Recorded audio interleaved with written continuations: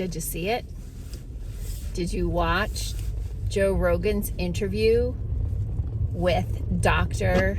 Suzanne, next word, Humphreys? It was great. Hey, I'm Dr. Patty Barch. I'm a traditional naturopath, founder and owner of Naturally Unbridled Wellness and naturallyunbridled.com, where we focus on wellness solutions, not disease management. This is Down the Ridge with Dr. Patty. This is not medical advice. It's for entertainment purposes only. Nothing I say is true. Don't listen to me. It's Saturday morning. I'm on my way into the office because I have to continue to work on that big presentation that I'm doing in a couple of weeks, and I have to create a bunch of those 1-minute reel videos, and so I thought I would do Down the Ridge on my way in today, and it's all the buzz. People are watching that interview, and a lot of people are hearing some things for the first time. I have been following this person for a while. I have bought her book. I bought a couple copies of her book, actually, as well as some other books in the same genre.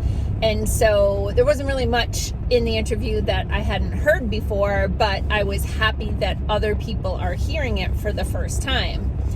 To take it to the next level, the weekly podcast that I watch called The Hi, and the next, it's all one word, but Wire. And I have to break it up because the filters are looking for these words and will downplay the video if I say them in order, because they're looking for them in order. So if I say next word this, then it kind of breaks the filter a little bit. Yes, I have to be creative too. So anyway, I would encourage you to watch the Joe Rogan podcast, and also to find your way over to the next word, hi, second part of that word, wire.com, and watch. I watch that every week anyway, and I donate to their organization every month. I would encourage you to do the same. I really thoroughly support the work that they do, but it's free to watch their videos, and I highly recommend that you watch the interview that he did with the same doctor, because they got into measles more, and I know a lot of people are having concerns about that, so it's worth watching. Other things I am looking for is some feedback. Sometimes I get to the point in these videos where it's like, okay, I've been talking a lot about this or a lot about that, and so more feedback, more suggestions. A lot of times people are new to these videos, and maybe they haven't seen a video that I did about osteoporosis or acid reflux or panic attacks or anything like that. So if you have other topics that you're looking for information on, pop them in the comments, and I'll add them to my list. Every morning before I get in the car, I scroll the list, and I'm looking for, like, what do I feel like talking about today? And sometimes I'm like, oh, I got to do a little more research on that topic before. It's a hawk right there. It's cool. Got to do a little more research on that before I get into it.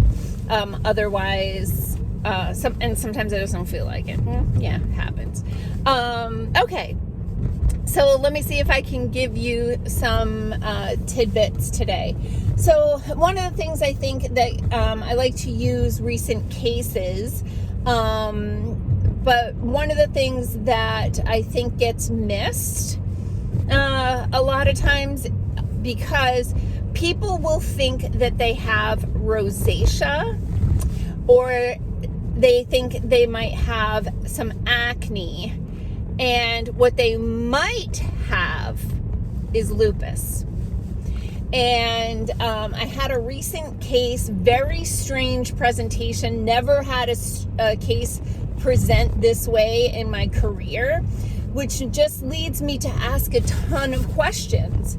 And literally, this client, young person, early 20s, and like literally I probably asked her more questions than almost any other case that has come into my office because of how bizarre the presentation was. But the whole time she was in there, I kept looking at her face, and I noticed that she had this rash, like kind of, or like redness, okay? Like on this part of her cheeks, maybe her nose was a little bit red, and maybe into the creases a little bit. But I'm like, there's something going on here. And then I brought up a lupus checklist, and I went through the list with her, and lo and behold, she had like, I don't know, 7 or 8 symptoms from the lupus checklist.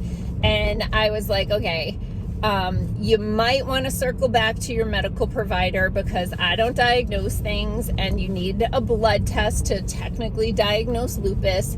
But this is a lupus checklist, and you've just said that you have 8 of these things, and it's worth looking into to figure out if that might be going on. And sometimes it is rosacea, and sometimes it is acne, but sometimes it is lupus, and all 3 of those things need to be addressed a different way. I've mentioned before that in a lot of my rosacea cases, we need to work on parasites or candida, and that seems to help clear it up. It's not a skin thing. That is a symptom of an imbalance somewhere else in the body.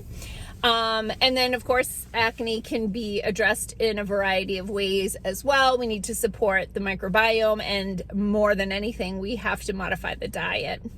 That's a huge thing in acne. And then sometimes hormones, right? Depending on the age of the person developing acne as well.